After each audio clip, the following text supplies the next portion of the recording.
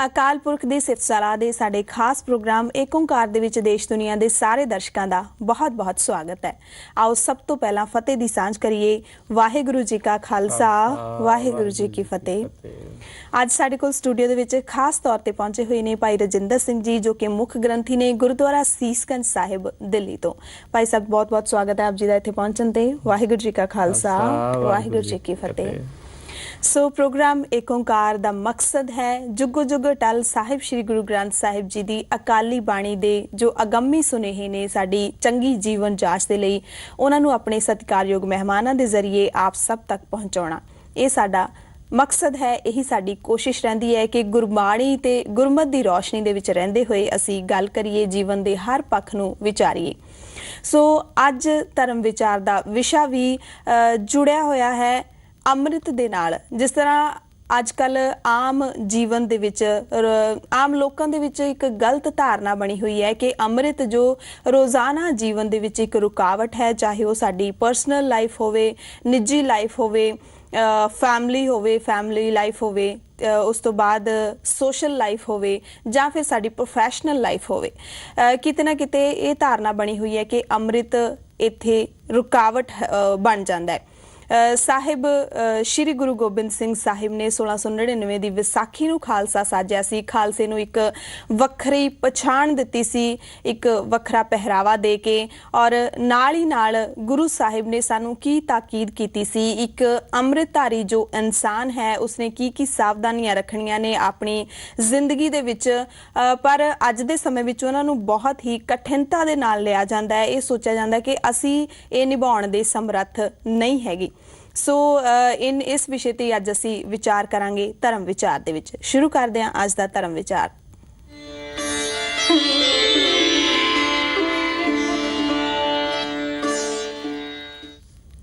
ਸੋ ਵਿਸ਼ੇ ਦੀ ਸ਼ੁਰੂਆਤ ਵਿੱਚ ਭਾਈ ਸਾਹਿਬ ਸਭ ਤੋਂ ਪਹਿਲਾਂ ਅਸੀਂ ਇੱਥੇ ਹੀ ਸ਼ੁਰੂ ਕਰਨਾ ਚਾਹਾਂਗੇ ਕਿ ਸਾਹਿਬੇ ਕਮਾਲ ਗੁਰੂ ਗੋਬਿੰਦ ਸਿੰਘ ਪਾਤਸ਼ਾਹ ਨੇ ਖਾਲਸਾ ਸਾਜਿਆ ਸੀ, ਉਸਦੇ ਕਾਰਨਾਂ ਬਾਰੇ ਅੱਜ ਅਸੀਂ ਚਰਚਾ ਨਹੀਂ ਕਰਾਂਗੇ ਕਿਉਂਕਿ ਅੱਗੇ ਬਹੁਤ ਸਾਰੇ ਸਵਾਲ ਨੇ। ਪਰ ਗੁਰੂ ਸਾਹਿਬ ਵੱਲੋਂ ਜੋ ਰਹਿਤ ਮਰਿਆਦਾ ਵਿੱਚ ਰਹਿੰਦੇ ਹੋਏ ਸਾਡੇ ਇੱਕ ਅੰਮ੍ਰਿਤਧਾਰੀ ਨੌਜਵਾਨ, ਇੱਕ ਅੰਮ੍ਰਿਤਧਾਰੀ ਇਨਸਾਨ ਦੇ ਲਈ ਕੀ ਸਾਵਧਾਨੀਆਂ ਸੀ, ਕਿਸ ਤਰ੍ਹਾਂ ਉਸਨੇ ਜ਼ਿੰਦਗੀ ਜਿਉਣੀ ਹੈ, ਕੀ ਤਾਕੀਦ ਕੀਤੀ ਸੀ ਗੁਰੂ ਸਾਹਿਬ ਨੇ, ਇਸ ਬਾਰੇ ਇੱਕ ਸੰਖੇਪ ਦੇ ਵਿੱਚ ਜਾਣਨਾ ਚਾਹਾਂਗੇ ਕਿ ਇੱਕ ਅੰਮ੍ਰਿਤਧਾਰੀ ਜੋ ਇਨਸਾਨ ਹੈ ਉਸਨੂੰ ਕੀ ਕੁਝ ਫੋਲੋ ਕਰਨਾ ਪੈਂਦਾ ਹੈ, ਕਿ ਬਹੁਤ ਸਾਰੀਆਂ ਕਠਿਨਾਈਆਂ ਹੁੰਦੀਆਂ ਨੇ? ਨਹੀਂ, ਕਠਿਨਾਈ ਵਾਲੀ ਕੋਈ ਗੱਲ ਨਹੀਂ। ਅੰਮ੍ਰਿਤ ਸਾਡੀ ਜੀਵਨ ਜਾਂਚ ਹੈ ਜੀ। ਇਸ ਵਾਸਤੇ ਪਹਿਲਾਂ ਤਾਂ ਇਹ ਗੱਲ ਸਮਝਣੀ ਚਾਹੀਦੀ ਹੈ ਕਿ ਅੰਮ੍ਰਿਤ ਹੈ ਕੀ ਹੈ। ਬਿਲਕੁਲ। ਗੁਰਬਾਣੀ ਨੂੰ ਅਸੀਂ ਜਦੋਂ ਪੜ੍ਹਦੇ ਹਾਂ ਉਹਦੇ ਵਿੱਚ ਅੰਮ੍ਰਿਤ ਦੇ ਬਾਰੇ ਜੋ ਮਹਾਰਾਜ ਨੇ ਕਿਹਾ ਹੈ ਕਿ ਅੰਮ੍ਰਿਤ ਨਾਮ ਨਿਧਾਨ ਹੈ, ਮਿਲ ਪੀਵੋ ਪਾਈ। ਜੀ ਜੀ। ਅੰਮ੍ਰਿਤ ਨਾਮ ਦਾ ਖਜ਼ਾਨਾ ਹੈ ਜੀ। ਅੰਮ੍ਰਿਤ ਇੱਕੋ ਸ਼ਬਦ ਹੈ, ਅੰਮ੍ਰਿਤ ਸ਼ਬਦ ਹੈ। ਤੁਸੀਂ ਹੈਰਾਨ ਹੋਵੋਗੇ ਕਿ ਗੁਰੂ ਸਾਹਿਬ ਜੀ ਨੇ ਇੱਕ ਪੰਕਤੀ ਦੇ ਰਾਹੀਂ ਅਨੇਕਾਂ ਹੀ ਜੀਵਨ ਦੇ ਨਾਲ ਸੰਬੰਧਿਤ ਜਿਹੜੀਆਂ ਸਾਡੀਆਂ ਗੱਲਾਂ ਨੇ ਜੀ ਜੀ, ਉਹਨਾਂ ਨੂੰ ਅੰਮ੍ਰਿਤ ਦੇ ਨਾਲ, ਸਾਡੀ ਬੋਲਣੀ ਨੂੰ ਅੰਮ੍ਰਿਤ ਕਿਹਾ, ਸਾਡੀ ਤੱਕਣੀ ਨੂੰ ਅੰਮ੍ਰਿਤ ਕਿਹਾ, ਸਾਡੇ ਵਿਵਹਾਰ ਨੂੰ ਅੰਮ੍ਰਿਤ ਕਿਹਾ। ਬਿਲਕੁਲ। ਤੋਂ ਵੱਖਰੇ ਵੱਖਰੇ ਸ਼ਬਦਾਂ ਦੇ ਵਿੱਚ ਅੰਮ੍ਰਿਤ ਦੀ ਇਸ ਤਰ੍ਹਾਂ ਦੇ ਨਾਲ ਗੁਰੂ ਸਾਹਿਬ ਜੀ ਨੇ ਜਿਹੜੀ ਹੈ ਵਿਆਖਿਆ ਕੀਤੀ ਹੈ ਜੀ। ਤੋਂ ਇਉਂ ਪ੍ਰਤੀਤ ਹੁੰਦਾ ਹੈ, ਪ੍ਰਤੀਤ ਹੀ ਨਹੀਂ ਹੁੰਦਾ ਬਲਕਿ ਇਹ ਸਪਸ਼ਟ ਹੈ ਜੀ ਜੀ ਕਿ ਅੰਮ੍ਰਿਤ ਸਿੱਖ ਦੀ ਜੀਵਨ ਜਾਂਚ ਹੈ ਜੀ। ਬਿਲਕੁਲ। ਇਸ ਵਾਸਤੇ ਜੋ ਸਾਡੀ ਜੀਵਨ ਜਾਂਚ ਹੈ ਅਸੀਂ ਉਸ ਜਾਂਚ ਨੂੰ ਹੀ ਆਪਣੀ ਜ਼ਿੰਦਗੀ ਦੇ ਵਿੱਚ ਰੁਕਾਵਟ ਸਮਝੀਏ ਜੀ, ਤੇ ਮੈਂ ਸਮਝਦਾ ਕਿ ਅਸੀਂ ਸਿੱਖ ਨਹੀਂ ਹਾਂ ਜੀ। ਬਿਲਕੁਲ ਬਿਲਕੁਲ। ਇਸ ਵਾਸਤੇ ਮਹਾਰਾਜ ਨੇ ਸਾਨੂੰ ਕਿਹਾ ਸੀ ਕਿ ਸਭ ਤੋਂ ਪਹਿਲੀ ਰਹਿਤ ਜਿਹੜੀ ਹੈ ਸਿੱਖ ਦੀ ਜੀ, ਤੁਸੀਂ ਰਹਿਤਾਂ ਦੀ ਗੱਲ ਕੀਤੀ ਹੈ ਨਾ ਜੀ। ਰਹਿਤਾਂ ਕੀ ਹੈ? ਅੰਮ੍ਰਿਤ ਵੇਲੇ ਉੱਠਣਾ ਹੈ, ਨਿਤਨੇਮ ਗੁਰਬਾਣੀ ਦਾ ਪਾਠ ਜੋ ਗੁਰੂ ਸਾਹਿਬ ਜੀ ਨੇ ਸਾਡੀ ਜੀਵਨ ਜਾਂਚ ਹੈ ਉਸ ਨੂੰ ਨਿਰੰਤਰ ਰੋਜ਼ਾਨਾ ਪੜ੍ਹਨਾ ਹੈ, ਤਰੋ ਤਾਜ਼ਾ ਹੋਣਾ ਹੈ ਔਰ ਸਾਦਗੀ ਦੇ ਵਿੱਚ ਜੀਵਨ ਬਤੀਤ ਕਰਨਾ ਹੈ, ਮਿੱਠਾ ਬੋਲਣਾ ਹੈ, ਵਿਵਹਾਰ ਠੀਕ ਕਰਨਾ ਹੈ, ਆਪਣਾ ਇਮਾਨਦਾਰੀ ਦੇ ਨਾਲ ਜੀਵਨ ਬਤੀਤ ਕਰਨਾ ਹੈ ਜੀ। ਇਉਂ ਪੜ੍ਹੋ ਨਾ ਗੁਰੂ ਅਮਰਦਾਸ ਮਹਾਰਾਜ ਜੀ ਦਾ ਉਹ ਆਨੰਦ ਸਾਹਿਬ ਜੀ ਦੀ ਬਾਣੀ ਦੇ ਅੰਦਰ ਜਿਹੜੀ ਪੌੜੀ ਹੈ। ਬਿਲਕੁਲ ਬਿਲਕੁਲ। ਉਹ ਮਹਾਰਾਜ ਕਹਿੰਦੇ ਨੇ, ਸੁਰ ਨਰ ਮੁਨ ਜਨ ਅੰਮ੍ਰਿਤ ਖੋਜਦੇ, ਸੋ ਅੰਮ੍ਰਿਤ ਗੁਰ ਤੇ ਪਾਇਆ, ਪਾਇਆ ਅੰਮ੍ਰਿਤ ਗੁਰ ਕਿਰਪਾ ਕੀਨੀ, ਸੱਚਾ ਮਨ ਵਸਾਇਆ। ਬਿਲਕੁਲ। ਹੁਣ ਉਹਦਾ ਕੀ ਹੋਇਆ? ਅੰਮ੍ਰਿਤ ਪਾ ਲਿਆ। ਜਿਸ ਅੰਮ੍ਰਿਤ ਨੂੰ ਦੇਵਤੇ ਰਿਸ਼ੀ ਮੁਨੀ ਖੋਜਦੇ ਸਨ, ਉਹ ਮੈਂ ਗੁਰੂ ਦੇ ਕੋਲੋਂ ਪ੍ਰਾਪਤ ਕਰ ਲਿਆ ਜੀ। ਔਰ ਉਹਦੀ ਪ੍ਰਾਪਤੀ ਦਾ ਨਤੀਜਾ ਕੀ ਨਿਕਲਿਆ? ਪਾਇਆ ਅੰਮ੍ਰਿਤ ਗੁਰ ਕਿਰਪਾ ਕੀਨੀ, ਗੁਰੂ ਨੇ ਕਿਰਪਾ ਕੀਨੀ, ਅੰਮ੍ਰਿਤ ਪਾ ਲਿਆ, ਸੱਚਾ ਮਨ ਵਸਾਇਆ। ਮੈਂ ਸੱਚੇ ਵਾਹਿਗੁਰੂ ਨੂੰ ਆਪਣੇ ਮਨ ਦੇ ਵਿੱਚ ਵਸਾ ਲਿਆ, ਸੱਚੇ ਪਿਤਾ ਪਰਮਾਤਮਾ ਨੂੰ ਆਪਣੇ ਮਨ ਦੇ ਵਿੱਚ ਵਸਾ ਲਿਆ। ਪਾਇਆ ਅੰਮ੍ਰਿਤ ਗੁਰ ਕਿਰਪਾ ਕੀਨੀ, ਸੱਚਾ ਮਨ ਵਸਾਇਆ। ਤੇ ਉਹਦਾ ਸਿੱਟਾ ਕੀ ਪ੍ਰਾਪਤ ਹੋਇਆ? ਲੱਭ ਲੋਭ ਅਹੰਕਾਰ ਚੁੱਕਾ। ਚੁੱਕਾ ਦਾ ਮਤਲਬ ਨਿਕਲ ਗਿਆ ਜੀ, ਖਤਮ ਹੋ ਗਿਆ। ਉਹਦੀ ਪ੍ਰਾਪਤੀ ਦਾ ਨਤੀਜਾ ਮੈਨੂੰ ਇਹ ਪ੍ਰਾਪਤ ਹੋਇਆ, ਉਹਦਾ ਫਲ ਫਰੂਟ ਮੈਨੂੰ ਇਹ ਮਿਲਿਆ ਜੀ ਕਿ ਮੇਰੇ ਅੰਦਰ ਜਿਹੜੀ ਲੋਭ ਦੀ ਬਿਰਤੀ ਸੀ, ਲਿਉਂ ਕਰਨ ਵਾਲੀ, ਜਿਹੜੀ ਖਤਮ ਨਹੀਂ ਸੀ ਹੁੰਦੀ, ਜਿਹੜੀ ਮੁੱਕਦੀ ਨਹੀਂ ਸੀ, ਧਨ ਪਦਾਰਥ ਇਕੱਠੇ ਕਰ ਕਰਕੇ, ਬੰਨਾ ਪੁਰੀਆਂ ਭਾਰ ਕਰ ਕਰਕੇ, ਇਕੱਤਰ ਕਰ ਕਰਕੇ ਪਦਾਰਥਾਂ ਵਸਤੂਆਂ ਨੂੰ, ਉਹ ਜਿਹੜੀ ਲਾਲਸਾ ਸੀ ਪਰਾਏ ਧਨ ਨੂੰ ਦੇਖਣ ਦੀ, ਪਰਾਏ ਤਨ ਨੂੰ ਦੇਖਣ ਦੀ, ਉਹ ਸਾਰੀ ਲੋਭ ਵਾਲੀ, ਤ੍ਰਿਸ਼ਨਾ ਵਾਲੀ ਜਿਹੜੀ ਬਿਰਤੀ ਸੀ, ਲੱਭ ਲੋਭ ਅਹੰਕਾਰ ਚੁੱਕਾ, ਉਹ ਵੀ ਚਲਾ ਗਿਆ। ਤੇ ਜਿਹੜਾ ਹਉਮੈ ਅਹੰਕਾਰ ਹੈ, ਜਿਹੜੀ ਸਭ ਨਾਲੋਂ ਵੱਡੀ ਬਿਮਾਰੀ ਹੈ ਅਧਿਆਤਮਿਕ ਜੀਵਨ ਦੇ ਅੰਦਰ, ਹਉਮੈ ਦੀਰਘ ਰੋਗ ਹੈ, ਉਹ ਜਿਹੜਾ ਸੀ ਉਹ ਰੋਗ ਵੀ ਅਹੰਕਾਰ ਚੁੱਕਾ ਚਲਾ ਗਿਆ। ਅਹੰਕਾਰ ਕਿਸ ਗੱਲ ਦਾ? ਹੰਕਾਰ ਨਾ ਤਨ ਦਾ, ਨਾ ਸਰੀਰ ਦਾ, ਨਾ ਮਨ ਦਾ, ਮੇਰਾ ਕੁਝ ਹੈ ਹੀ ਨਹੀਂ। ਬਿਲਕੁਲ। ਕੁਝ ਧਨ ਪਦਾਰਥ ਵਸਤੂਆਂ ਦੇ ਨਾਲ ਜਿਹੜਾ ਹੈ ਲੋਭ ਜੁੜਿਆ ਹੋਇਆ ਹੈ ਜੀ ਜੀ। ਤੇ ਹੰਕਾਰ ਜਿਹੜਾ ਹੈ ਉਹ ਵੀ ਇਸੇ ਪਾਸੇ ਹੀ, ਤਨ ਦਾ ਸਰੀਰ ਦਾ ਬੰਦੇ ਕੋਲ ਹੈ ਕੀ ਹੈ? ਬਿਲਕੁਲ। ਧਨ ਸੰਪਤੀ ਪਦਾਰਥ ਵਸਤੂਆਂ, ਬੈਂਕ ਬੈਲੈਂਸ, ਕਾਰਾਂ ਮੋਟਰਾਂ ਗੱਡੀਆਂ ਜਾਂ ਹੋਰ ਇਤਿਆਦਿਕ ਜੀ, ਇੱਕ ਨਾਸ਼ਵਾਨ ਚੀਜ਼ਾਂ, ਮਟੀਰੀਅਲਿਸਟਿਕ ਵਰਲਡ। ਹਾਂ, ਤੇ ਇਹੀ ਅੱਜ ਦੀ ਜ਼ਿੰਦਗੀ ਦੀ ਇਹੀ ਸਭ ਤੋਂ ਵੱਡੀ ਪ੍ਰੋਬਲਮ ਹੈ, ਮੈਂ ਦੀ, ਜਿਹੜੀ ਖਤਮ ਨਹੀਂ ਹੁੰਦੀ, ਜਿਹੜੀ ਖਤਮ ਨਹੀਂ ਹੁੰਦੀ। ਬਿਲਕੁਲ। ਇਹਨਾਂ ਦੋ ਸ਼ਬਦਾਂ ਦੇ ਵਿੱਚ ਗੁਰੂ ਸਾਹਿਬ ਜੀ ਨੇ ਪੂਰੀ ਜ਼ਿੰਦਗੀ ਜਿਹੜੀ ਹੈ ਕਿੱਥੇ ਖੜੀ ਹੈ। ਬੰਦੇ ਦੀ ਲੋਭ ਦੀ ਰੁਚੀ ਦੇ ਉੱਪਰ ਜਦੋਂ ਬੰਦਾ ਖੜਾ ਹੋ ਜਾਂਦਾ ਹੈ, ਫਿਰ ਉਹ ਸੋਚਦਾ ਹੈ ਮੈਂ ਇੱਧਰੋਂ ਵੀ ਇਕੱਠੇ ਕਰ ਲਵਾਂ, ਇੱਧਰੋਂ ਵੀ ਇਕੱਠੇ ਕਰ ਲਵਾਂ। ਉਹਦੀ ਪ੍ਰੋਗਰੈਸ ਜਿਹੜੀ ਹੈ ਉਹਦੀ ਲੋਭ ਦੇ ਉੱਪਰ ਖੜੀ ਹੈ ਜੀ, ਤਾਂ ਫਿਰ ਉਹ ਬੰਦਾ ਜਿਹੜਾ ਹੈ ਨਜਾਇਜ਼ ਕੰਮ ਕਰਦਾ ਹੈ, ਰਿਸ਼ਵਤਾਂ ਦੇ ਕਰਕੇ ਆਪਣੇ ਅਹੁਦਿਆਂ ਨੂੰ ਵਧਾਉਂਦਾ ਹੈ, ਉਹ ਹਰ ਤਰ੍ਹਾਂ ਦੇ ਨਾਲ ਆਪਣੇ ਆਪ ਨੂੰ ਉੱਚਾ ਕਰਨਾ, ਸਟੇਟਸ ਨੂੰ ਉੱਚਾ ਕਰਨਾ, ਦੁਨਿਆਵੀ ਸਟੇਟਸ,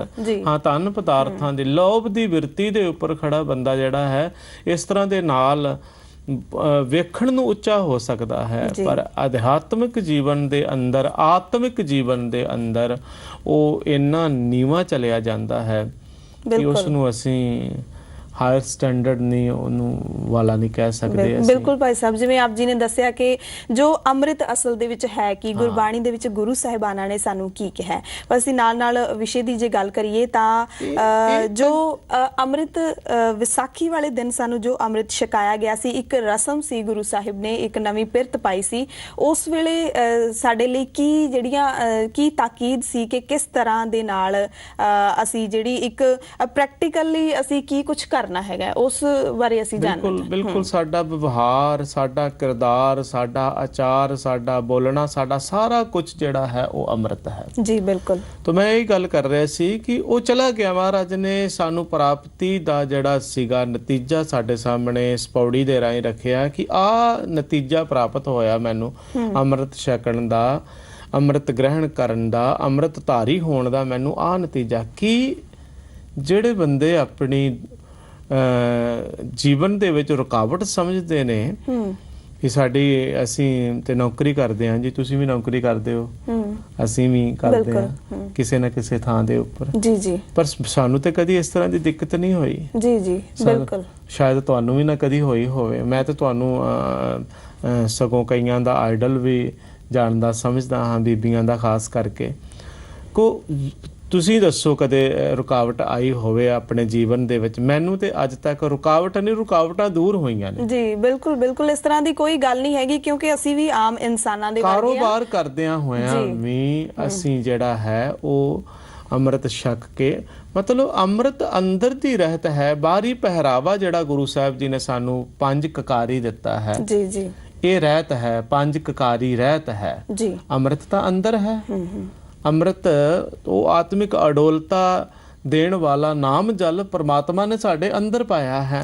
ਹੁਣ ਇਹਨੂੰ ਅੰਦਰੋਂ ਪ੍ਰਗਟ ਕਰਨਾ ਹੈ। ਗੁਰੂ ਸਾਹਿਬ ਜੀ ਨੇ ਇਸ ਤਰ੍ਹਾਂ ਦੀ ਕਲਾ ਵਰਤਾ ਦਿੱਤੀ ਧੰਨ ਗੁਰੂ ਗੋਬਿੰਦ ਸਿੰਘ ਸੱਚੇ ਪਾਤਸ਼ਾਹ ਜੀ ਨੇ, ਕਿ ਉਹ ਜਿਹੜੀ ਕਲਾ ਹੈ ਇਸ ਅੰਮ੍ਰਿਤ ਸ਼ਬਦ ਦੇ ਨਾਲ, ਇਸ ਜੀਵਨ ਜਾਂਚ ਵਾਲੇ ਸ਼ਬਦ ਦੇ ਨਾਲ ਉਹ ਕਲਾ ਜਿਹੜੀ ਹੈ ਉਹ ਜੀਵਨ ਦੇ ਵਿੱਚ ਵਰਤਦੀ ਰਹੇ। ਜਾਂ ਉਹ ਮੈਂ ਕਹਿ ਦੇਵਾਂ ਕਿ ਇਹ ਇੱਕ ਜਾਗ ਲਗਾਉਣੀ ਹੈ ਜੀ, ਬਿਲਕੁਲ ਅੰਮ੍ਰਿਤ ਜਾਗ ਹੈ। ਜਾਂ ਉਹ ਕਹਿ ਲਓ ਕਿ ਅੰਮ੍ਰਿਤ ਜਿਹੜਾ ਹੈ ਉਹ ਇੱਕ ਐਸਾ ਸ਼ਬਦ ਹੈ ਜਿਹਨੂੰ ਜਿਵੇਂ ਅਸੀਂ ਸਕੂਲ ਦੇ ਵਿੱਚ ਦਾਖਲੇ ਦੇ ਲਈ ਐਡਮਿਸ਼ਨ ਕਹਿੰਦੇ ਆ, ਦਾਖਲਾ ਹੈ, ਐਡਮਿਸ਼ਨ ਹੈ ਜੀ, ਬਿਲਕੁਲ। ਹੁਣ ਜੇ ਐਡਮਿਸ਼ਨ ਨਹੀਂ ਲਵਾਂਗੇ, ਅਸੀਂ ਕਵਾਂਗੇ ਜੀ ਅਸੀਂ ਤੇ ਸਿੱਖ ਹੁੰਨੇ ਆ, ਅਸੀਂ ਕਿਸੇ ਵੀ ਕਾਰੋਬਾਰ ਦੇ ਵਿੱਚ ਹੋਈਏ, ਕਿਸੇ ਦੁਕਾਨਦਾਰੀ ਦੇ ਵਿੱਚ ਹੋਈਏ, ਵਪਾਰ ਦੇ ਵਿੱਚ ਹੋਈਏ, ਜਾਂ ਕਿਸੇ ਨੌਕਰੀ ਪੇਸ਼ੇ ਦੇ ਨਾਲ ਸੰਬੰਧਿਤ ਹੋਈਏ, ਅਸੀਂ ਆਪਣੀ ਜਿਹੜੀ ਹੈ ਆਪਣੇ ਆਪ ਨੂੰ ਪੇਸ਼ ਕਰੀਏ ਅਸੀਂ ਸਿੱਖ ਹਾਂ, ਤੇ ਸਿੱਖੀ ਵਾਲੀਆਂ ਗੱਲਾਂ ਜਿਹੜੀਆਂ ਨੇ ਉਹ ਜੀਵਨ ਦੇ ਵਿੱਚ ਹੋਣ ਨਾ ਜੀ, ਬਿਲਕੁਲ। ਤੇ ਫਿਰ ਸਾਨੂੰ ਤੇ ਕੋਈ ਇਹੀ ਕਹੇਗਾ ਨਾ ਕਿ ਨਾਟਕਬਾਜ਼ ਹੈ ਜਾਂ ਇਹ ਨੌਟੰਕੀ ਕਰ ਰਿਹਾ ਹੈ। ਬਿਲਕੁਲ ਬਿਲਕੁਲ, ਜਦੋਂ ਕਿਰਦਾਰ ਜਿਹੜਾ ਹੈ ਦੋਹਰੇ ਕਿਰਦਾਰ ਵਾਲੇ, ਫਿਰ ਅਸੀਂ ਦੋਹਰੇ ਕਿਰਦਾਰ ਵਾਲੇ ਉਹਨੂੰ ਬਿਲਕੁਲ ਭਾਈ ਸਾਹਿਬ, ਜਿਸ ਤਰ੍ਹਾਂ ਪ੍ਰੋਫੈਸ਼ਨ ਦੀ ਆਪ ਜੀ ਨੇ ਗੱਲ ਇੱਥੋਂ ਸ਼ੁਰੂ ਕੀਤੀ ਹੈ, ਤਾਂ ਜੋ ਪ੍ਰੋਫੈਸ਼ਨਲ ਲਾਈਫ ਹੁੰਦੀ ਹੈ ਉਹਦੇ ਵਿੱਚ ਲੋਕਾਂ ਦੇ ਕਿਸ ਕਿਸ ਤਰ੍ਹਾਂ ਦੇ ਮਤਲਬ ਬਹਾਨੇ ਹੁੰਦੇ ਨੇ, ਜਾਂ ਕਹਿ ਲਈਏ ਕਿ ਕਿਸ ਕਿਸ ਤਰ੍ਹਾਂ ਦੀਆਂ ਰੁਕਾਵਟਾਂ ਦਾ ਜ਼ਿਕਰ ਕਰਦੇ ਨੇ। ਜਿਵੇਂ ਬਹੁਤ ਲੋਕਾਂ ਨੂੰ ਮੈਂ ਕਹਿੰਦੇ ਸੁਣਿਆ, ਉਹ ਕਹਿਣਗੇ ਬੈਂਕਿੰਗ ਹੋਵੇ, ਜਾਂ ਫਿਰ ਮੀਡੀਆ ਦੀ ਗੱਲ ਹੀ ਅਸੀਂ ਲੈ ਲਈਏ ਕਿ ਮੀਡੀਆ ਹੋਵੇ, ਜਾਂ ਕੋਈ ਵੀ ਪ੍ਰੋਫੈਸ਼ਨ ਹੈ, ਜਾਂ ਆਪਣਾ ਲਾਅ ਹੋਵੇ, ਵਕੀਲੀ ਜਿਹੜੀ ਕਰਦੇ ਆ ਸੀ ਉਸ ਵਿੱਚ, ਜਾਂ ਐਡਮਿਨਿਸਟ੍ਰੇਸ਼ਨ ਦੇ ਵਿੱਚ, ਟੀਚਿੰਗ ਲਾਈਫ ਦੇ ਵਿੱਚ ਨਹੀਂ ਕੋਈ ਕਹਿੰਦਾ ਕਿ ਕੋਈ ਰੁਕਾਵਟ ਆਉਂਦੀ ਹੈ। ਪਰ ਕਈ ਕਿਤੇ ਇਹੋ ਜਿਹੇ ਨੇ, ਉਹ ਕਹਿੰਦੇ ਨੇ ਕਿ ਸਾਨੂੰ ਅਜੀਬ ਨਜ਼ਰਾਂ ਦੇ ਨਾਲ ਦੇਖਿਆ ਜਾਂਦਾ ਹੈ, ਕਿ ਸਾਨੂੰ ਕਈ ਵਾਰੀ ਪਹਿਰਾਵੇ ਨਾਲ ਦਿੱਕਤ ਹੁੰਦੀ ਹੈ, ਸਾਨੂੰ ਕਿਹਾ ਜਾਂਦਾ ਹੈ ਕਿ ਹਾਂ ਤੁਸੀਂ ਇਸ ਤਰ੍ਹਾਂ ਦਾ ਪਹਿਰਾਵਾ ਕਿਉਂ ਪਹਿਨਿਆ। ਪਰ ਉਹਦੇ ਵਿੱਚ ਮੈਨੂੰ ਲੱਗਦਾ ਕਿ ਕਿਤੇ ਨਾ ਕਿਤੇ ਅਸੀਂ ਖੁਦ ਜ਼ਿੰਮੇਵਾਰ ਹੁੰਨੇ ਆ, ਅਸੀਂ ਆਪਣੀ ਆਈਡੈਂਟਿਟੀ ਦੱਸੀਏ, ਕਿਉਂਕਿ ਅਗਰ ਕਿਸੇ ਨੇ ਸਿਰ ਢਕਣਾ ਹੈ ਤਾਂ ਉਹ ਦੁਪੱਟੇ ਨਾਲ ਢਕੇ, ਜਾਂ ਰੁਮਾਲ ਨਾਲ ਢਕੇ, ਜਾਂ ਦਸਤਾਰ ਨਾਲ ਢਕੇ। ਇਸ ਨਾਲ ਕਿਸੇ ਨੂੰ ਕੀ ਪ੍ਰੋਬਲਮ ਹੈ? ਅਗਰ ਅਸੀਂ ਇੱਕ ਇਨਸਾਨਾਂ ਦੀ ਤਰ੍ਹਾਂ ਜ਼ਿੰਦਗੀ ਜਿਉ ਰਹੇ ਹਾਂ ਤਾਂ ਫਿਰ ਇਹ ਮੈਨੂੰ ਲੱਗਦਾ ਕਿ ਕਿਤੇ ਨਾ ਕਿਤੇ ਬਹਾਨੇ ਨੇ, ਕਿਤੇ ਨਾ ਕਿਤੇ ਅਸੀਂ ਖੁਦ ਹੀ ਇੱਕ ਹਊਆ ਬਣਾ ਲਿਆ ਹੋਇਆ ਕਿ ਇੱਥੇ ਰੁਕਾਵਟ ਆਉਂਦੀ ਹੈ। ਬਿਲਕੁਲ, ਆਪ ਬਹਾਨੇਬਾਜ਼ੀ ਹੈ ਸਾਡੀ। ਅਸੀਂ ਟੁੱਚਰਾਂ ਜਿਹੜੀਆਂ ਨੇ ਉਹ ਡਾਣ ਲੱਗ ਪੈਂਦੇ ਆ। ਦੇਖੋ ਜੀ, ਇਸ ਤਰ੍ਹਾਂ ਹੁੰਦਾ, ਐਵੇਂ ਹੁੰਦਾ, ਕੁਝ ਵੀ ਨਹੀਂ ਹੈ। ਸਾਡੀ ਆਇਡੈਂਟੀ ਹੈ ਇਹ ਜੀ, ਜਿਹੜਾ ਬਾਣਾ ਹੈ ਅੰਮ੍ਰਿਤਧਾਰੀ ਦੀ 5 ਕਕਾਰੀ ਜਿਹੜੀ ਹੈ ਉਹ ਵਰਦੀ ਹੈ ਜੀ, ਔਰ ਉਹ ਇਹ ਬਾਣਾ ਹੈ ਗੁਰੂ ਦਾ ਬਖਸ਼ਿਆ ਹੋਇਆ ਹੈ। ਇਹ ਸਾਡੀ ਕੌਮੀ ਪਹਿਚਾਨ ਹੈ। ਬਿਲਕੁਲ, ਇਹ ਕਿਸੇ ਕੱਲੇ ਦੁਕੱਲੇ ਦੀ ਨਹੀਂ ਹੈ, ਕੋਈ ਮਤਲਬ ਕੋਈ ਕਵੇ, ਇਹ ਕੌਮੀ ਤੌਰ ਦੇ ਉੱਪਰ ਸਾਡੀ ਇੱਕ ਪਹਿਚਾਨ ਹੈ ਔਰ ਐਕਸੈਪਟੇਬਲ ਹੈ। ਇਹਨੂੰ ਪ੍ਰਵਾਨਿਤ ਕੀਤਾ ਗੁਰੂ ਸਾਹਿਬ ਜੀ ਨੇ ਸਾਡੇ ਉੱਪਰ ਲਾਗੂ ਕੀਤਾ ਹੋਇਆ ਇਸ ਨੂੰ। ਇਸ ਕਰਕੇ ਗੁਰੂ ਸਾਹਿਬ ਜੀ ਦੀ ਲਾਗੂ ਕੀਤੀ ਹੋਈ ਗੱਲ ਨੂੰ ਅਸੀਂ ਕਹੀਏ ਜੀ ਫਿਰ ਕਾਹਦੇ ਸਿੱਖ ਰਹਿ ਗਏ ਅਸੀਂ, ਜੇ ਗੁਰੂ ਦੀ ਲਾਗੂ ਗੱਲ ਨੂੰ ਹੀ ਅਸੀਂ ਜਿਹੜੀ ਕੰਡੈਮ ਕਰਨ ਲੱਗ ਵੀ, ਦੱਸੋ ਭਲਿਓ, ਤੁਹਾਡੇ ਵਾਸਤੇ ਤੇ ਇਹ ਸਾਰਾ ਕੁਝ ਕੀਤਾ ਗੁਰੂ ਸਾਹਿਬ ਜੀ ਨੇ ਜੀ ਜੀ, ਤੇ ਤੁਹਾਨੂੰ ਤੁਹਾਡੇ ਵਾਸਤੇ ਆਪਣਾ ਪਰਿਵਾਰ ਕੁਰਬਾਨ ਕਰਕੇ, ਆਪਣੇ ਬੱਚਿਆਂ ਨੂੰ ਵਾਰ ਕਰਕੇ, ਆਪਣੇ ਮਾਤਾ ਪਿਤਾ ਨੂੰ ਵਾਰ ਕਰਕੇ, ਪੂਰਾ ਦਸੰਬਰ ਦਾ ਮਹੀਨਾ ਅਸੀਂ ਇਹ ਚਰਚਾ ਜਿਹੜੀ ਹੈ ਕੀਤੀ ਹੈ ਜੀ ਜੀ, ਤੇ ਵਾਰ ਕੇ ਤੁਹਾਨੂੰ ਕਿਹਾ ਕੀ ਕਰਨ ਵਾਸਤੇ। ਬਿਲਕੁਲ, ਇੱਥੇ ਇੱਕ ਹੋਰ ਮੈਨੂੰ ਯਾਦ ਆ ਰਹੀ ਸੀ ਗੱਲ। ਮੇਰੇ ਨਾਲ ਹੀ ਇੱਕ ਮੇਰਾ ਕਲਾਸਮੇਟ ਹੁੰਦਾ ਸੀ ਕਿ ਉਹਨੇ ਮਿਲਟਰੀ ਦੇ ਵਿੱਚ ਜਾਣਾ ਸੀ, ਔਰ ਉਹ ਕਹਿੰਦਾ ਸੀ ਕਿ ਮੇਰਾ ਅੰਮ੍ਰਿਤ ਛਕਣ ਨੂੰ ਬੜਾ ਦਿਲ ਕਰਦਾ ਹੈ, ਪਰ ਮੈਂ ਮਿਲਟਰੀ ਦੇ ਵਿੱਚ ਜਾਣਾ, ਇਸ ਕਰਕੇ ਮੈਂ ਅੰਮ੍ਰਿਤ ਨਹੀਂ ਛਕ ਸਕਦਾ ਕਿਉਂਕਿ ਮੈਨੂੰ ਉੱਥੇ ਰੁਕਾਵਟ ਆਏਗੀ। ਇਸ ਬਾਰੇ ਕੀ ਕਹਿਣਾ ਚਾਹੋਗੇ? ਕਿ ਔਰ ਕੁਝ ਪਲੇਅਰਸ ਵੀ ਇਹੋ ਜਿਹੇ ਹੁੰਦੇ ਨੇ ਕਿ ਮੈਂ ਕੇਸ ਨਹੀਂ ਰੱਖ ਸਕਦਾ, ਮੈਂ ਦਾੜੀ ਨਹੀਂ ਰੱਖ ਸਕਦਾ ਕਿਉਂਕਿ ਮੈਂ ਗੇਮ ਦੇ ਵਿੱਚ ਜਾਣਾ ਹੈ, ਔਰ ਗੇਮ ਦੇ ਵਿੱਚ ਮੈਨੂੰ ਔਖਾ ਹੋਏਗਾ, ਔਰ ਕਿਤੇ ਨਾ ਕਿਤੇ ਪਲੇਅਰਸ ਨੂੰ ਮੁਸ਼ਕਿਲਾਂ ਦਾ ਵੀ ਸਾਹਮਣਾ ਕਰਨਾ ਪਿਆ, ਨੋ ਡਾਊਟ। ਅਗਰ ਇਸ ਤਰ੍ਹਾਂ ਦੀ ਕੋਈ ਗੱਲ ਮੁਸ਼ਕਲ ਵਾਲੀ ਗੱਲ ਕਿਸੇ ਵੀ ਤਰ੍ਹਾਂ, ਮੈਂ ਤਾਂ ਪਹਿਲਾਂ ਹੀ ਕਹਿ ਦਿੱਤਾ ਕਿ ਕੋਈ ਨਹੀਂ ਹੈ, ਕੋਈ ਇਹੋ ਜਿਹਾ ਰੂਲ ਰੈਗੂਲੇਸ਼ਨ ਨਹੀਂ ਹੈ ਜਿੱਥੇ ਜਾ ਕਰਕੇ ਆਖੇ ਕਿ ਇਹ ਕੋਈ ਸਾਡੀ ਦਾੜੀ ਜਾਂ ਕੇਸ ਜਿਹੜੇ ਨੇ ਉਹ ਸਾਡੀ ਰੁਕਾਵਟ ਬਣਦੇ ਨੇ ਜਾਂ ਕਿਰਪਾਨ ਸਾਡੀ ਰੁਕਾਵਟ ਬਣਦੀ। ਮੈਂ ਇੱਕ ਗੱਲ ਕਹਿ ਦੇਣਾ ਚਾਹੁੰਦਾ ਹੈ, ਪ੍ਰਥਮ ਰਹਿਤ ਜੇ ਜਾਨ ਖੰਡੇ ਕੀ ਪਹੁਲ ਚਕ। ਤੁਸੀਂ ਪਹਿਲਾਂ ਗੱਲ ਕੀਤੀ ਸੀ, ਰਹਿਤਾਂ ਜਿਹੜੀਆਂ ਨੇ ਬਹੁਤ ਨੇ, ਅਸੀਂ ਵਿਸਤਾਰ ਦੇ ਨਾਲ ਉਹਨਾਂ ਦੀ ਚਰਚਾ ਕਰਾਂਗੇ ਤੇ ਕਾਫੀ ਲੰਬੀ ਜਿਹੜੀ ਹੈ ਲਿਸਟ ਜਿਹੜੀ ਹੈ ਉਹ ਬਣ ਜਾਵੇਗੀ। ਲੱਭ ਲੋਭ ਅਹੰਕਾਰ ਚੁੱਕਾ ਸਤਿਗੁਰੂ ਭਲਾ ਪਾਇਆ। ਇਹ ਸਾਡਾ ਵਿਵਹਾਰਿਕ ਜੀਵਨ ਜਿਹੜਾ ਹੈ ਉਹ ਆਤਮਿਕ ਜੀਵਨ ਜਿਹੜਾ ਹੈ ਉਹਨੂੰ ਸਵਾਰਨ ਵਾਲਾ ਹੈ। ਕਿਉਂ ਕਹਿ ਲਓ ਕਿ ਸਾਰੇ ਜੀਵਨ ਨੂੰ ਗੁਰੂ ਸਾਹਿਬ ਜੀ ਨੇ ਸਾਨੂੰ ਸਵਾਰਨ ਵਾਸਤੇ ਇਹ ਸਾਨੂੰ ਜੀਵਨ ਜਾਂਚ ਦਿੱਤੀ ਹੈ। ਤਾਂ ਸਾਡੀ ਉਹਦੇ ਉਹ ਗੁਰੂ ਗ੍ਰੰਥ ਜਾਂ ਇੰਝ ਕਹੋ ਕਿ ਗੁਰੂ ਗ੍ਰੰਥ ਸਾਹਿਬ ਜੀ ਦੀ ਬਾਣੀ ਦਾ ਅਨੁਸਰਨ ਕਰਨਾ ਹੈ ਤੇ ਉਹਦੇ ਅਨੁਸਰਨ ਕਰਨ ਦਾ ਤਰੀਕਾ ਜਿਹੜਾ ਹੈ ਉਹ ਕੀ ਹੈ, ਉਹ ਅੰਮ੍ਰਿਤ ਹੈ। ਤੋ ਇਸ ਵਾਸਤੇ ਉਹਦੇ ਨਾਲ ਸਾਡੀ ਆਈਡੈਂਟੀ ਜਿਹੜੀ ਹੈ ਉਹ ਜੋੜੀ ਹੈ। ਬਾਣੀ ਤੇ ਬਾਣਾ ਦੋ ਸ਼ਬਦ ਨੇ ਜੀ। ਤੋ ਉਹ ਬਾਣੀ ਅੰਦਰ ਹੈ ਜਿਸ ਨੇ ਸਾਨੂੰ ਰੋਜ਼, ਜਿਸ ਤਰ੍ਹਾਂ ਗੁਰੂ ਸਾਹਿਬ ਜੀ ਨੇ ਅੰਮ੍ਰਿਤ ਤਿਆਰ ਕਰਨ ਦੀ ਜਿਹੜੀ ਹੈ ਉਹ ਤਿਆਰ ਕਰਕੇ ਛਕਾਣਾ ਕੀਤਾ, ਇਹ ਰੋਜ਼ ਸਿੱਖ ਨੇ ਅੰਮ੍ਰਿਤ ਤਿਆਰ ਕਰਨਾ ਹੈ। ਰੋਜ਼ ਬਾਣੀ ਪੰਜ ਬਾਣੀਆਂ ਪੜ੍ਹੀਆਂ, ਜਲ ਪਾਇਆ ਅੰਦਰ ਬਾਟੇ ਦੇ ਅੰਦਰ। ਬਾਟਾ ਜਿਹੜਾ ਹੈ ਉਹ ਸਾਡੇ ਵਿਸ਼ਾਲ ਹਿਰਦੇ ਦਾ ਪ੍ਰਤੀਕ ਹੈ ਕਿ ਸਿੱਖ ਦਾ ਹਿਰਦਾ ਬਾਟੇ ਵਰਗਾ ਹੋਣਾ ਚਾਹੀਦਾ, ਇੰਨਾ ਖੁੱਲਾ ਹੋਣਾ ਚਾਹੀਦਾ ਹੈ ਜਿਹਦੇ ਵਿੱਚ ਹਰ ਤਰ੍ਹਾਂ ਦੀ ਗੱਲ ਜਿਹੜੀ ਹੈ ਉਹ ਸਮਾ ਜਾਵੇ, ਹਰ ਇੱਕ ਗੱਲ ਨੂੰ ਜਰ ਸਕੇ। ਇੰਨਾ ਵੱਡਾ ਹਿਰਦਾ ਜਿਹੜਾ ਹੈ ਸਿੱਖ ਦਾ ਸਰਬ ਲੋਹ ਦੇ ਬਾਟੇ ਜਿੰਨਾ ਹੋਣਾ ਚਾਹੀਦਾ। ਬਿਲਕੁਲ। ਅਸਲ ਦੇ ਵਿੱਚ ਅਗਰ ਇਨਸਾਨ ਦੀ ਇਹੋ ਜਿਹੀ ਬਿਰਤੀ ਹੋ ਜਾਵੇਗੀ, ਜਿਵੇਂ ਆਪ ਜੀ ਨੇ ਦੱਸਿਆ ਕਿ ਗੁਰੂ ਸਾਹਿਬ ਨੇ ਕਿਹਾ ਕਿ ਸਾਡੇ ਜੀਵਨ ਦਾ ਹਰ ਪੱਖ ਹੈ ਅੰਮ੍ਰਿਤ ਹੈ, ਸਾਡੀ ਬੋਲਣੀ ਵੀ ਅੰਮ੍ਰਿਤ ਹੋਣੀ ਚਾਹੀਦੀ ਹੈ, ਸਾਡੀ ਤੱਕਣੀ ਵੀ, ਸਾਡੀ ਹਰ ਐਕਟੀਵਿਟੀ ਹੈ ਜਿਹੜੀ। ਔਰ ਜਦੋਂ ਇਹੋ ਜਿਹੀ ਅਵਸਥਾ ਬਣ ਜਾਂਦੀ ਹੈ ਫਿਰ ਅਸੀਂ ਸ਼ਾਇਦ ਇਹ ਗੱਲਾਂ ਨਹੀਂ ਕਰਾਂਗੇ, ਅਸੀਂ ਸਿਰਫ ਪਹਿਰਾਵੇ ਤੋਂ ਹੀ ਡਰਦੇ ਰਹਿੰਦੇ ਹਾਂ। ਬਿਲਕੁਲ। ਜਦੋਂ ਅਸੀਂ ਇਹਦੀ ਜਿਹੜੇ ਸ਼ਬਦ ਜਿਹੜੇ ਨੇ ਗੁਰੂ ਸਾਹਿਬ ਜੀ ਦੇ, ਇਹ ਇੱਕ ਜਿਹੜੀ ਚੀਜ਼ ਖੰਡਾ ਜਿਹੜਾ ਹੈ ਗਿਆਨ ਤੇ ਸ਼ਕਤੀ ਦਾ ਪ੍ਰਤੀਕ ਹੈ ਜੀ, ਗਿਆਨ ਦਾ ਪ੍ਰਤੀਕ ਹੈ ਔਰ ਜਿਹੜੀ ਹੈ ਪਾਵਰ ਦਾ ਪ੍ਰਤੀਕ ਹੈ। ਦੇਖੋ ਹੁਣ ਉਹ ਪਾਵਰ ਕਿੱਥੋਂ ਆਉਣੀ ਹੈ? ਉਹ ਪਾਵਰ ਆਣੀ ਹੈ, ਪਾਵਰ ਦਾ ਜਿਹੜਾ ਦਾਤਾ ਹੈ ਉਹ ਵਾਹਿਗੁਰੂ ਅਕਾਲ ਪੁਰਖ ਹੈ, ਨਿਰਾਕਾਰ ਪ੍ਰਭੂ ਪਰਮਾਤਮਾ, ਉਹਦੀ ਸੱਤਾ ਹੈ ਸਾਰੀ ਜਗਤ ਦੇ ਅੰਦਰ। ਉਹ ਪਾਵਰ ਜਿਹੜੀ ਉਹਦੀ ਸਿਫਤ ਸਲਾਹ ਦੇ ਵਿੱਚੋਂ ਆਉਣਾ ਹੈ, ਉਹ ਪੰਜ ਬਾਣੀਆਂ ਦੇ ਵਿੱਚੋਂ ਆਉਣੀ ਹੈ ਜੀ। ਜਲ ਨਿਮਰਤਾ ਦਾ ਪ੍ਰਤੀਕ ਹੈ, ਸ਼ੀਤਲਤਾ ਦਾ, ਠੰਡਕ ਦਾ। ਸਿੱਖ ਨੇ ਠੰਡਾ ਵੀ ਰਹਿਣਾ ਹੈ, ਸ਼ੀਤਲ ਵੀ ਰਹਿਣਾ ਹੈ। ਲੇਕਿਨ ਜਦੋਂ ਲੋੜ ਪੈਂਦੀ ਹੈ ਜਰਵਾਣੇ ਵਾਸਤੇ, ਮਜ਼ਲੂਮ ਵਾਸਤੇ, ਤਾਂ ਉਸ ਨੇ ਉਹਦੀ ਰੱਖਿਆ ਵਾਸਤੇ, ਜਿਹੜੀ ਆਪਣੀ ਰੱਖਿਆ ਵਾਸਤੇ ਆਪਣੇ ਅੰਦਰ ਜਿਹੜੇ ਪਰਮਾਤਮਾ ਦੇ ਸ਼ੁਭ ਗੁਣ ਨੇ, ਦਇਆ, ਨਿਮਰਤਾ, ਹਲੀਮੀ, ਸਹਿਨਸ਼ੀਲਤਾ, ਸੱਤ ਗੁਣ, ਇਹਨਾਂ ਦੀ ਸੁਰੱਖਿਆ ਵਾਸਤੇ ਉਹਨੇ ਖੰਡੇ ਦੀ ਤਰ੍ਹਾਂ ਜਿਹੜਾ ਹੈ ਉਹ ਜ਼ੁਲਮ ਦੇ ਖਿਲਾਫ ਵੀ ਜਿਹੜਾ ਹੈ ਰਹਿਣਾ। ਉਹ ਪਾਵਰ ਜਿਹੜੀ ਆਉਣੀ ਹੈ ਉਹ ਪੰਜਾਂ ਬਾਣੀਆਂ ਦੇ ਵਿੱਚੋਂ ਆਉਣੀ ਹੈ। ਵਾਹਿਗੁਰੂ ਦੀ ਪੰਜਾਂ ਬਾਣੀਆਂ ਦੇ ਵਿੱਚ ਜ਼ਿੰਦਗੀ ਨੂੰ ਜਿਉਣ ਦਾ, ਜ਼ਿੰਦਗੀ ਦੇ ਏਮ ਦਾ ਜੀ ਸਾਰਾ ਕੁਝ ਗੁਰੂ ਸਾਹਿਬ ਜੀ ਨੇ। ਜਪਜੀ ਸਾਹਿਬ ਸਭ ਪ੍ਰਥਮ ਹੈ ਕਿ ਸਚਿਆਰਾ ਹੋਈਏ, ਕਿੱਦਾਂ ਹੋਣਾ ਹੈ, ਸਚਿਆਰ ਹੋਣਾ ਹੈ। ਫਿਰ ਭਾਈ ਪ੍ਰਾਪਤ ਮਾਨੁਖ ਦੇ ਹੋਰਿਆ ਸ਼ਬਦ ਜਿਹੜੇ ਨੇ ਰਹਿ ਰਾਸ ਦੇ ਅੰਦਰ, ਜਿਹੜੇ 9 ਸ਼ਬਦ ਨੇ, ਉਹ 9 ਦੇ 9 ਸ਼ਬਦ ਹੀ ਜਿਹੜੇ ਨੇ ਉਹ ਮਨੁੱਖੀ ਜੀਵਨ ਦੀ ਘਾੜਤ ਦੇ ਬਾਰੇ, ਉਹਦੇ ਏਮ ਦੇ ਬਾਰੇ, ਤੇ ਇੱਥੋਂ ਤੱਕ ਕਿ ਉਸ ਵਾਹਿਗੁਰੂ ਦੇ ਦਰ ਦੇ ਨਾਲ ਜੁੜਨ ਦੇ ਤੇ ਉਸ ਦਰ ਤੇ ਪਹੁੰਚ ਕੇ ਉਸ ਸੋ ਪੁਰਖ ਦੇ ਨਾਲ ਰੂਬਰੂ ਹੋਣ ਦੇ ਆਮਣੇ ਸਾਹਮਣੇ ਗੱਲਾਂ ਬਾਤਾਂ ਜਿਹੜੀਆਂ ਨੇ ਜੀ, ਉਹ ਗੱਲਾਂ ਬਾਤਾਂ ਨੇ। ਉਹ ਗੱਲਾਂ ਬਾਤਾਂ ਇਹ ਸਾਰੀਆਂ ਜਿਹੜੀਆਂ ਆਤਮਿਕ ਜੀਵਨ ਵਾਸਤੇ। ਹੁਣ ਗੱਲ ਜਿਹੜੀ ਹੈ ਆਤਮਿਕ ਜੀਵਨ ਦੀ ਅਸੀਂ ਪੜਚੋਲਣ ਲੱਗ ਪਏ ਤਾਂ ਬਹੁਤ ਗੁਰੂ ਗ੍ਰੰਥ ਸਾਹਿਬ ਜੀ ਦੀ ਬਾਣੀ ਦੇ ਅੰਦਰ ਬਹੁਤ ਸਾਰੇ ਗੁਣ ਨੇ। ਇਹ ਪੰਜ ਬਾਣੀਆਂ ਚੁਣ ਕਰਕੇ ਪੂਰੇ ਗੁਰੂ ਗ੍ਰੰਥ ਸਾਹਿਬ ਜੀ ਦੀ ਬਾਣੀ ਦੇ ਅਨੁਸਾਰ ਜੀਵਨ ਜਿਉਣ ਦਾ ਨਾਮ ਜਿਹੜਾ ਹੈ ਉਹ ਅੰਮ੍ਰਿਤ ਹੈ, ਅੰਮ੍ਰਿਤ ਕਲਾ ਹੈ। ਅਸੀਂ ਨਹੀਂ ਜਿਉਣਾ ਚਾਹੁੰਦੇ, ਜੇ ਸਾਨੂੰ ਸਮਝ ਆਂਦੀ ਹੈ ਤੇ ਫਿਰ ਅਸੀਂ ਜੋ ਮਰਜ਼ੀ ਕਰੀਏ ਜੀ, ਸਾਨੂੰ ਆਹ ਦਿੱਕਤ ਹੈ, ਆਹ ਦਿੱਕਤ ਹੈ। ਦਿੱਕਤ ਕੋਈ ਨਹੀਂ ਹੈ।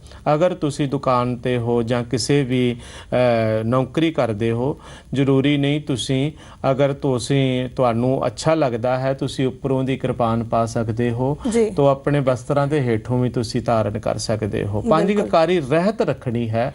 ਕੇਸਾਂ ਦੀ ਸੰਭਾਲ ਵਾਸਤੇ ਦਸਤਾਰ ਹੈ, ਸੋਹਣੀ ਤਰ੍ਹਾਂ ਦੇ ਨਾਲ ਦਸਤਾਰ ਪਾਕ ਚੁਨੇ ਕਰ ਬਾਂਧ ਦਈ ਨਾ ਦੁੱਖ ਪਾਵੇ ਲਾਲ ਜੀ, ਬਿਲਕੁਲ ਦਾਤਨ ਕਰੇ ਨੀਤ। ਇਹ ਇਸੇ ਕਰਕੇ ਮੈਂ ਸਮਝਦਾ ਸੀ ਕਿ ਇਹ ਦਾਤਨ ਕਰੇ ਨੀਤ ਦੇ ਨਾਲ ਪੱਗ ਦਾ ਕੀ ਸੰਬੰਧ ਹੈ।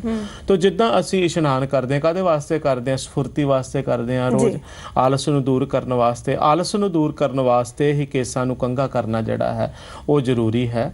ਔਰ ਸਰੀਰ ਸਫੁਰਤ ਹੁੰਦਾ ਹੈ, ਉਹਦੇ ਵਾਸਤੇ ਇਹ ਆਲਸ ਨੂੰ ਹੀ ਦੂਰ ਕਰਦੀ ਹੈ। ਰੋਜ਼ ਚੁਣ ਕੇ ਪੱਗ ਬੰਨਣਾ, ਦਸਤਾਰ ਬੰਨਣੀ ਜਿਹੜੀ ਹੈ। ਔਰ ਇਸੇ ਤਰ੍ਹਾਂ ਇਹ ਸਰੀਰ ਦੇ ਨਾਲ ਸੰਬੰਧਿਤ ਜਿਹੜੀਆਂ ਨੇ ਗੱਲਾਂ, ਇਹ ਸਾਡੀ ਆਈਡੀ ਹੈ। ਸੋ ਇਸ ਤਰ੍ਹਾਂ ਦੇ ਨਾਲ ਤੁਸੀਂ ਹੇਠਾਂ ਦੀ ਵੀ ਜਿਹੜੀ ਹੈ ਕਿਰਪਾਨ ਪਾ ਸਕਦੇ ਹੋ। ਕੰਘਾ ਕੇਸਾਂ ਦੇ ਵਿੱਚ ਹੁੰਦਾ ਹੈ। ਬਿਲਕੁਲ ਸਿਚੁਏਸ਼ਨ ਦੇ ਮੁਤਾਬਕ ਅਸੀਂ ਕਕਾਰਾਂ ਨੂੰ ਅਲੱਗ ਨਹੀਂ ਕਰਨਾ। ਔਰ ਮੇਨ ਗੱਲ ਤਾਂ ਮੈਂ ਇਹੀ ਕਹਾਂਗੀ ਕਿ ਇਹ ਸਾਡੇ ਸਭ ਬਹਾਨੇ ਨੇ। ਅਗਰ ਇੱਕ ਜੋ ਗੁਰਸਿੱਖ ਨੌਜਵਾਨ ਹੈ ਜੋ ਪੂਰਾ ਬਾਣੇ ਦੇ ਵਿੱਚ ਹੈ, ਜਿਸਨੇ 5 ਕਕਾਰ ਧਾਰਨ ਕੀਤੇ ਨੇ, ਉਹ IAS ਟੈਸਟ ਦਿੰਦਾ ਹੈ। ਅਗਰ ਉਹ ਮਿਹਨਤ ਕਰਕੇ 1 ਨੰਬਰ ਲੈਂਦਾ ਹੈ, 1 ਨੰਬਰ ਰੈਂਕ ਲੈਂਦਾ, ਤਾਂ ਉਹਨੂੰ ਕੀ ਕਦੇ ਵੀ ਪੁੱਛਿਆ ਨਹੀਂ ਜਾਵੇਗਾ, ਕਦੇ ਵੀ ਉਹਨੂੰ ਕੁਐਸਚਨ ਨਹੀਂ ਕੀਤਾ ਜਾਏਗਾ ਕਿ ਤੂੰ ਆਪਣਾ ਪਹਿਰਾਵਾ ਉਤਾਰ ਕੇ ਆ, ਫਿਰ ਤੈਨੂੰ ਅਸੀਂ ਅਧਿਕਾਰੀ ਲਗਾਵਾਂਗੇ। ਅਗਰ ਸਾਡੇ ਵਿੱਚ ਕਾਬਲੀਅਤ ਹੈ ਤਾਂ ਸਾਨੂੰ ਕਿਤੇ ਵੀ ਰੋਕਿਆ ਨਹੀਂ ਜਾਵੇਗਾ।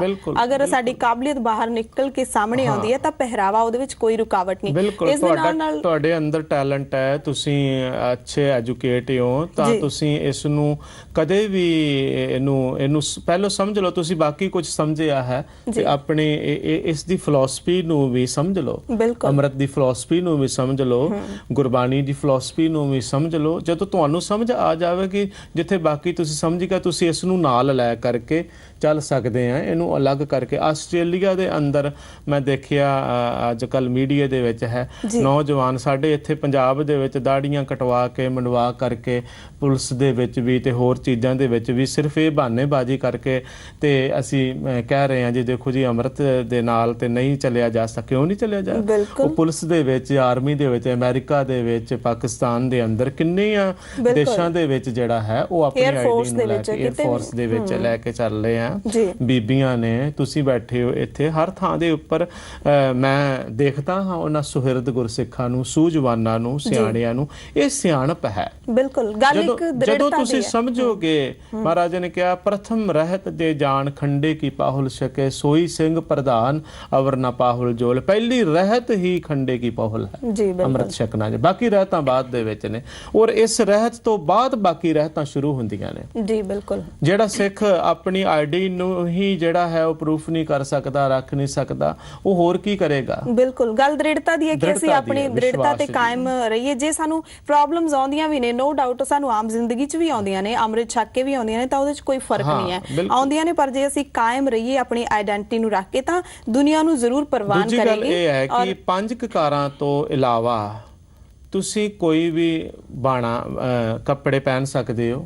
5 ਕਕਾਰੀ ਰਹਿਤ ਤੋਂ ਇਲਾਵਾ ਤੁਸੀਂ ਕਿਸੇ ਵੀ ਤਰ੍ਹਾਂ ਦੇ ਕੱਪੜੇ ਪਹਿਨ ਸਕਦੇ। ਐਸਾ ਕੋਈ ਨਹੀਂ ਹੈ ਕਿ ਕੋਈ ਖਾਸ ਵਸਤਰ ਕੱਪੜਾ ਜਿਹੜਾ ਹੀ ਹੈ ਉਹ ਜ਼ਰੂਰੀ ਹੈ। ਕਛਹਿਰਾ ਪਾਣਾ, ਕਿਰਪਾਨ ਪਾਣੀ, ਕੜਾ ਪਾਣਾ, ਕੰਘਾ ਕੇਸਾਂ ਦੇ ਵਿੱਚ ਰੱਖਣਾ, ਸਭ ਤੋਂ ਪਹਿਲਾਂ ਕੇਸਾਂ ਦੀ ਰਹਿਤ, ਇਹ ਅਤੀ ਜ਼ਰੂਰੀ ਨੇ। ਬਿਲਕੁਲ ਬਿਲकुल।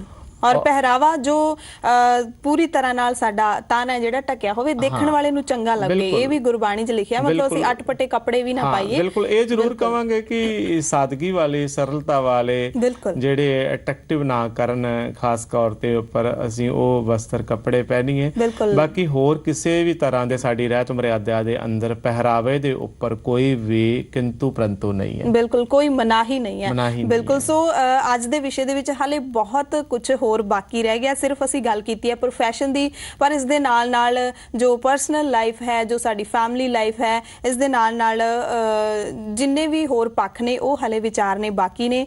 ਅਸੀਂ ਇਸ ਵਿਸ਼ੇ ਨੂੰ ਪੂਰੀ ਤਰ੍ਹਾਂ ਦੇ ਨਾਲ ਜੋ ਵਿਸਤਾਰ ਦੇ ਵਿੱਚ ਹੀ ਵਿਚਾਰਨਾ ਚਾਹੁੰਦੇ ਹਾਂ, ਤਾਂ ਕਿ ਜੋ ਲੋਕਾਂ ਦੇ ਮਨਾਂ ਦੇ ਵਿੱਚ ਗਲਤ ਧਾਰਨਾ ਬਣੀ ਹੋਈ ਹੈ, ਸਾਡੇ ਆਪਣੇ ਮਨਾਂ ਦੇ ਵਿੱਚ ਹੀ ਉਹ ਨਿਕਲ ਸਕੇ। ਸੋ ਅੱਜ ਦੇ ਵਿਸ਼ੇ ਨੂੰ ਇੱਥੇ ਹੀ ਸੰਕੋਚਦੇ ਹੋਏ ਇਹ ਵਿਸ਼ਾ ਬਿਲਕੁਲ ਜਾਰੀ ਰਹੇਗਾ। ਅੱਗੇ ਵੀ ਭਾਈ ਸਾਹਿਬ ਨਾਲ ਅਸੀਂ ਇਸ ਵਿਸ਼ੇ ਤੇ ਵਿਚਾਰ ਕਰਾਂਗੇ। ਹੁਣ ਦੇਖਦੇ ਹਾਂ ਕਿ ਅੱਜ ਦਾ ਸਵਾਲ ਕੀ ਆਇਆ। ਅੱਜ ਦਾ ਸਵਾਲ ਭੇਜਿਆ ਪਟਿਆਲਾ ਤੋਂ ਹਰਮੀਤ ਸਿੰਘ ਨੇ। ਇਹਨਾਂ ਨੇ ਪੁੱਛਿਆ ਕਿ ਪਤਿਤ ਪੁਣੇ ਨੂੰ ਠੱਲ ਪਾਉਣ ਲਈ ਪਹਿਲਾ ਤੇ ਸੌਖਾ ਕਦਮ ਕੀ ਅਪਣਾਉਣਾ ਚਾਹੀਦਾ ਹੈ? ਜੀ ਭਾਈ ਸਾਹਿਬ। ਹਰਮੀਤ ਸਿੰਘ ਜੀ, ਪਤਿਤ ਪੁਣੇ ਨੂੰ ਠੱਲ ਪਾਉਣ ਲਈ ਪਹਿਲਾ ਤੇ ਸੌਖਾ ਕਦਮ ਕੀ ਅਪਣਾਉਣਾ ਚਾਹੀਦਾ, ਤੁਹਾਡਾ ਕੁਐਸਚਨ ਹੈ, ਸਵਾਲ ਹੈ। ਇਹ ਮੈਂ ਸਮਝਦਾ ਕਿ ਪਤਿਤ ਪੁਣੇ ਨੂੰ ਠੱਲ ਪਾਉਣ ਵਾਸਤੇ ਇੱਕੋ ਹੀ ਸ਼ਬਦ ਜਿਹੜਾ ਹੈ ਉਹ ਜਿੱਦਾਂ ਅਸੀਂ ਕਹੀਏ ਨਹੀਂ, ਆਪਣੇ ਮਾਤਾ ਪਿਤਾ ਦੇ ਆਗਿਆਕਾਰੀ ਹੋਣਾ। ਇਹ ਆਗਿਆਕਾਰ ਪੁੱਤਰ ਬਣ ਜਾਈਏ, ਇਹੀ ਇਹਦਾ ਹੱਲ ਹੈ। ਕੋਈ ਵੀ ਮਾਂ-ਬਾਪ ਜਿਹੜਾ ਹੈ ਉਹ ਆਪਣੇ ਧੀਆਂ ਪੁੱਤਰ ਨੂੰ ਕੋਈ ਗੱਲ ਕਹਿੰਦਾ ਹੈ ਤਾਂ ਉਹ ਉਹਦੇ ਭਲੇ ਵਾਸਤੇ ਹੀ ਹੁੰਦੀ ਹੈ। ਅਸੀਂ ਗੁਰੂ ਦੇ ਪੁੱਤਰ ਬਣ ਜਾਵਾਂਗੇ, ਪਤਿਤ ਪੁਣਾ ਆਪਣੇ ਆਪ ਹੀ ਰੁਕ ਜਾਵੇਗਾ। ਪਤਿਤ ਪੁਣੇ ਨੂੰ ਠੱਲ ਪਾਉਣ ਵਾਸਤੇ ਸਭ ਤੋਂ ਪਹਿਲਾਂ ਅਸੀਂ ਗੁਰਬਾਣੀ ਦਾ ਅਨੁਸਰਨ ਕਰੀਏ। ਗੁਰਬਾਣੀ ਦਾ ਪਾਠ, ਸਹਿਜ ਪਾਠ, ਨਿਤਨੇਮ ਜਿਹੜਾ ਹੈ ਗੁਰਬਾਣੀ ਦੇ ਨਾਲ ਜੁੜੀਏ। ਬਾਣੀ ਦੇ ਨਾਲ ਜੁੜ ਗਏ ਤੇ ਬਾਣੀ ਨੂੰ ਪੜ੍ਹਦਿਆਂ ਵਿਚਾਰਦਿਆਂ ਸਹਿਜੇ ਸਹਿਜੇ ਸਾਡੇ ਵਿੱਚੋਂ ਸਾਰੀਆਂ ਹੀ ਕੁਰੀਤੀਆਂ ਜਿਹੜੀਆਂ ਨੇ ਉਹ ਮੁੱਕ ਜਾਣਗੀਆਂ। ਅੰਮ੍ਰਿਤ ਛਕ ਲਵਾਂਗੇ ਤਾਂ ਆਪਣੇ ਆਪ ਹੀ ਸਾਰਾ ਕੁਝ ਠੀਕ ਹੋ ਜਾਵੇਗਾ। ਨਸ਼ਿਆਂ ਤੋਂ ਵੀ ਮੁਕਤੀ ਮਿਲ ਜਾਵੇਗੀ, ਹਰ ਤਰ੍ਹਾਂ ਦੇ ਵਿਕਾਰਾਂ ਤੋਂ, ਮੰਦੀਆਂ ਵਿਚਾਰਾਂ ਤੋਂ, ਵਾਸ਼ਨਾਵਾਂ ਤੋਂ ਮੁਕਤੀ ਮਿਲ ਜਾਵੇਗੀ। ਇਸ ਵਾਸਤੇ ਅਸੀਂ ਬਾਣੀ ਦੇ ਨਾਲ ਜੁੜੀਏ। ਬਾਣੀ ਹੀ ਹੱਲ ਹੈ, ਰਾਹ ਹੈ, ਸਾਡਾ ਹੀ ਨਹੀਂ ਬਲਕਿ ਸਾਰੇ ਸੰਸਾਰ ਦੀ ਮੁਕਤੀ ਦਾ ਰਾਹ ਜਿਹੜਾ ਹੈ ਉਹ ਗੁਰਬਾਣੀ ਹੀ ਹੈ। ਇਸ ਵਾਸਤੇ ਗੁਰਬਾਣੀ ਦੇ ਨਾਲ ਜੁੜੀਏ।